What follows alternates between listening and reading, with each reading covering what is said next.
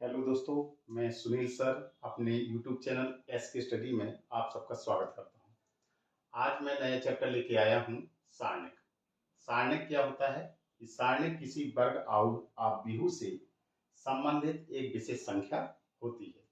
सारणिक केवल वर्ग आव्यूह के लिए ही परिभाषित होता है और किसी अदर के लिए ये परिभाषित नहीं होता है। वर्ग आव्यूह क्या होता है? इससे पहले मैंने एक चैप्टर आपको पढ़ाया है आव्यूह। आव्यूह और सारणिक दोनों चैप्टर एक दूसरे से कनेक्ट हैं, इसलिए इस चैप्टर को पढ़ने से पहले सबसे पहले आपको आव्यूह वाला चैप्टर पढ़ना होगा। ठीक है, तो वर्ग आव्यूह क्या होता है? वर्ग आव्यूह होता है जिसकी पंक्ति और स्तंभ आपस में कैसे होते हैं? बराबर होते हैं। ऐसे के चलने को हम क्या कहते हैं? पंक्ति कहते हैं, और जिसको हम रो और इसको हम आर से प्रदर्शित करते हैं। ऐसे चलने को हम कॉलम कहते हैं, और जो कि हम इसको हिंदी में स्तंभ कहते हैं। ठीक है, तो सारणिक हिंदी में नाम होता है और इंग्लिश में इसको डिटर्मिनेंट्स कहा जाता है।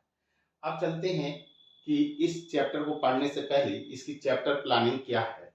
तो इस चैप्टर में हम पढ़ने वाले हैं सबसे पहले सारणिक का परिचय। तो सारणिक का परिचय मैंने बताया, सारणिक क्या है कि किसी वर्ग आव्यूह से संबंधित एक क्या है? विशेष संख्या होती है, और सारणिक केवल वर्ग आव्यूह के लिए ही परिभाषित है। ठीक है, और इसके अंतर्गत हम प्रसार भी सीखेंगे कि सारणिक का हम प्रसार कैसे करते हैं। दूसरा जो टॉपिक हम पढ़ेंगे वो पढ़ेंगे सारणिक के गुणधर्म, जो कि हमारे यूपी बोर्ड से इसको हटा दिया गया है। ठीक है, लेकिन मैं फिर भी आपको इससे सारणिक के गुणधर्मों को बताऊंगा, लेकिन इस चैप्टर के लास्ट में।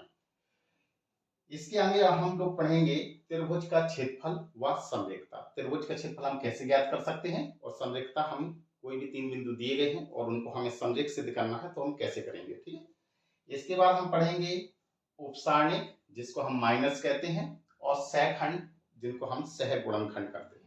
इससे पहले वाले चैप्टर आव्यूह में आप उपसारणिक भी पढ़ चुके हो और सहखंड भी पढ़ चुके हो। ठीक है, आगे हम पढ़ेंगे आव्यूह के सहखंड यानी कि एडजॉइंट ए ज्ञात करना और आव्यूह का व्युत्क्रम ज्ञात करना। ये मैं आपको आव्यूह वाले चैप्टर में पढ़ा चुका हूं, इसलिए मैं ये आपको नहीं पढ़ाऊंगा। ठीक है, आगे चलते हैं रेखिक समीकरणों के निकाय का हल ज्ञात करना, वो भी आव्यूह विधि से।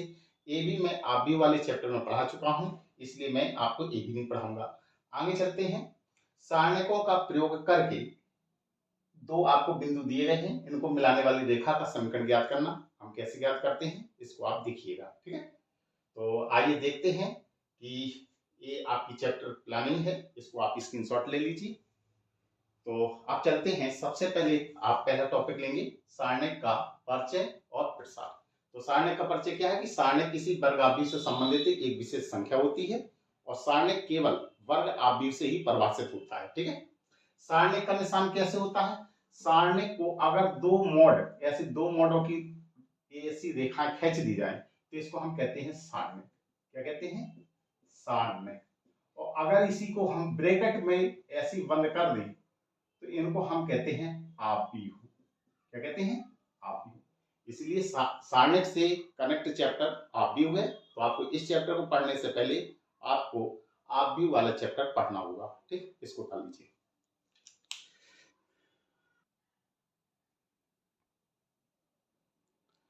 तो हम चलते हैं सबसे पहले सारणिक का परिचय। सारणिक क्या है कि जैसे मैंने कोई भी एक सारणिक लिया, मैंने लिखा, यहाँ पे लिखा A1, A11, A12, A13, A21, A22, A23, A31, A32, A33। ठीक है, तो जब ऐसी दो रकील खिंची हों तो इसका नाम है सारणिक। क्या कहते हैं इसको? सारणिक, जिसको हम डिटर्मिनेंट्स कहते हैं। और इसके अंदर जो होते हैं इनको हम क्या कहते हैं? आव्यूह, जो कि आप आव्यूह में भी पढ़ चुके हैं। लेकिन आव्यूह और सारणिक में हल्का सा अंतर है कि सारणिक में ब्रैकेट ना होकर ऐसी डंडी होती हैं, और आव्यूह में क्या होता है? आव्यूह में ऐसा होता है कि कोई एक ए आव्यूह दिया गया है, A11, A12, A13, A21, A22, A23, A31, A32 और A33, ठीक है। तो ये ब्रैकेट्स ऐसे बने होते हैं, ठीक है। तो ऐसे को हम क्या कहते हैं, ऐसे को हम कहते हैं पहली पंक्ति जिसको हम R1 कहते हैं, ऐसे को हम कहते हैं दूसरी पंक्ति जिसको हम R2 कहते हैं, और ऐसे को हम कहते हैं R3 तीसरी पंक्ति। ऐसे को हम क्या कहते हैं, पहला कॉलम जिसको C1 कहा जाता है। ऐसे को हम क्या कहते हैं, दूसरा कॉलम जिसको C2 कहते हैं, और ऐसे को हम कहते हैं C3 यानी कि तीसरा कॉलम, ठीक। सारणिक और आव्यूह में हल्का सा अंतर है। हल्का क्या अंतर है कि सारणिक के अंदर कोई भी संख्या अगर यहाँ पर कॉमन आ रही है तो पंक्ति से ही हम कॉमन ले सकते हैं या स्तंभ से कॉमन ले सकते हैं, ठीक है। पंक्ति से वही चीज संख्या कॉमन आ रही है और कोई संख्या दूसरी पंक्ति से कॉमन आ रही है और कोई संख्या तीसरी पंक्ति से कॉमन आ रही है, तो जो बाहर निकल की संख्या आएंगी वो क्या होंगी, तीनों में आपस में गुणा हो जाएगा। जैसे कि एक एग्जाम्पल से मैं बता रहा हूं, आपको दिया गया, जैसे मान लीजिए कि एक कोई सारणिक है, यहाँ पे लिखा 1 2 3 और यहाँ पर लिखा है 2 4 6, ये लिखा हुआ है 3 6 और 9। अगर मैं इससे कॉमन लूं तो आप देखेंगे सबसे पहले ऊपर क्या है, R1 पंक्ति है, एक कौन सी पंक्ति है, R2 पंक्ति है, एक कौन सी पंक्ति है, R3 पंक्ति है, ठीक है। तो यहाँ पर मुझे क्या दिख रहा है कि R2 से 2 2 2 यानी कि 2 का पहाड़ा बना हुआ है, यानी कि मैं 2 कॉमन इसमें ले सकता हूँ। तो 2 कॉमन अगर मैं लूं तो 2 बाहर आ जाएगा। कॉमन लेने का मतलब होता है भाग देना, तो 2 का भाग मैं 2 में दूंगा तो 2 एकम 2, 2 का भाग 4 में दूंगा तो 2 दूना 4 और 2 तिया 6। इसी प्रकार से इस पंक्ति में भी आप देखेंगे कि यहाँ पे 3 कॉमन आ रहा है, तो जब मैं 3 कॉमन लूंगा तो यहाँ पे मुझे संख्या में गुणामल लेनी है, ठीक है। 3 कॉमन लेंगे तो 3 का भाग करेंगे, 3 एकम 3, 3 दूनी 6, 3 तिया 9, ठीक है। तो इसको आगे हल करेंगे तो कितना हो जाएगा, 3 दूनी 6 और आप लिख देंगे 1 2 3, 1 2 3 और 1 2 3। आगे समझ, तो ऐसे सारणिक होता है। क्लियर, ये समझ में आया। इसी प्रकार से जैसे कि अगर हमने कोई भी एक सारणिक लिया, वहां पे मैंने लिखा 2 1 3, 1 0 2 और 2 1 4, ठीक है। मैंने कहा कि R1 पंक्ति में मुझे भाग करना है 4 का, इसमें R1 में, तो इसका कहने का तात्पर्य है कि हम पहली पंक्ति में ही पूरे में 4 का भाग करेंगे, तो कितना हो गया 2/4, 1/4, 3/4, लेकिन हम बाकी पंक्तियों में कोई भी भाग नहीं देंगे, उसको आप क्या करेंगे, जो बताऊं उतार देंगे। तो ये सारणिक होता है। अब हम आगे चलते हैं कि इसका साथ कैसे करते हैं।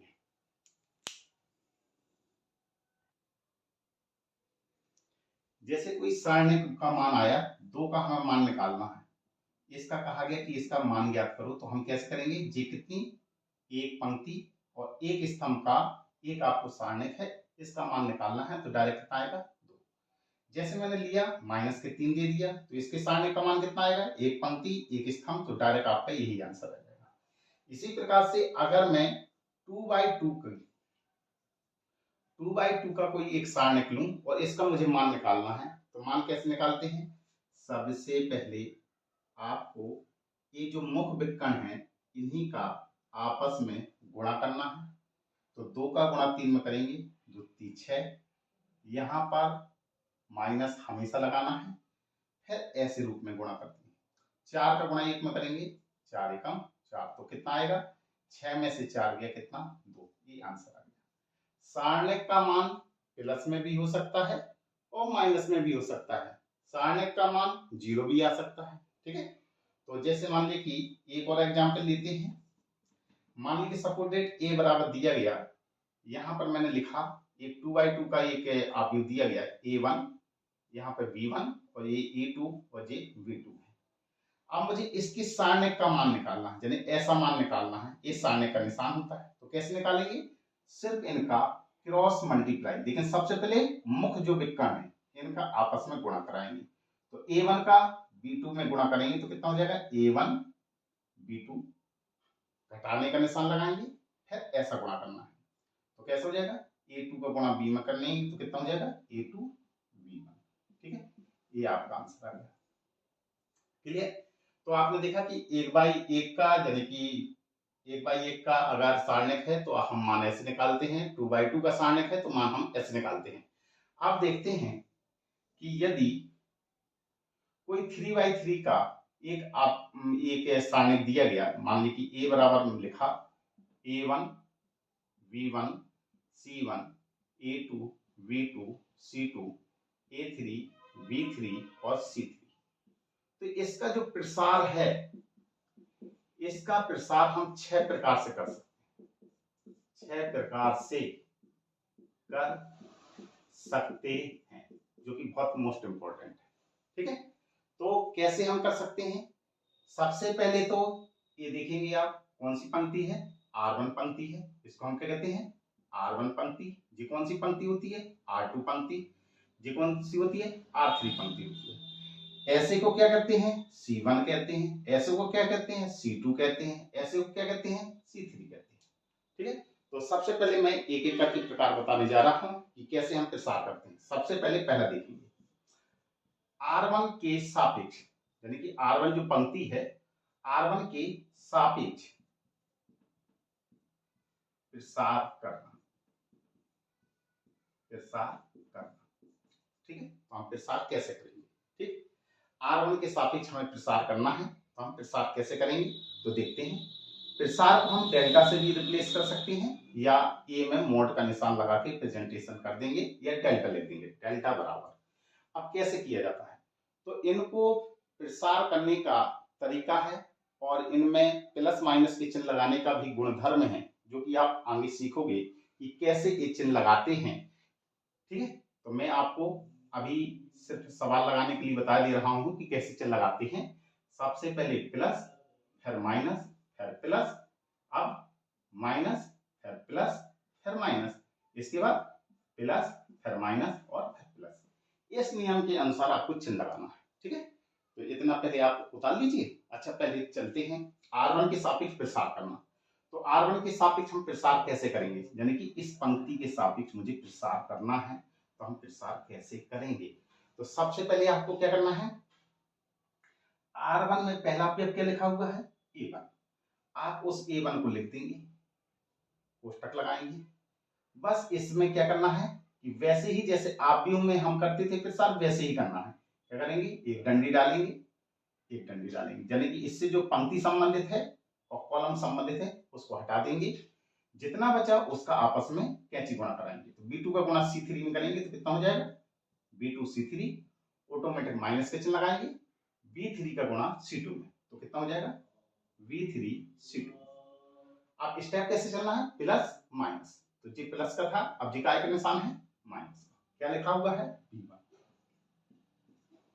अब इसमें आप डंडी खींचेंगे, इससे संबंधित जो कॉलम है उसको हटा देंगे, इससे संबंधित जो पंक्ति है उसको हटा देंगे। कितना बचा आपका A2, तो A2 का गुणा काय में करना है C3 में, तो लिखेंगे A2 C3 माइनस के चिन्ह, A3 का किस में गुणा करेंगे C2 में, तो A3 C2। फिर आगे चलेंगे, क्या है आप बचा यहाँ पे C1, वहां जगह नहीं है यहाँ लिख दे रहा हूं।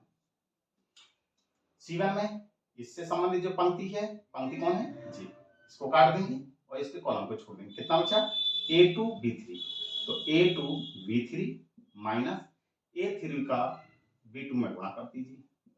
अब बस इसको हल कर लेंगे, यही आपका आंसर है।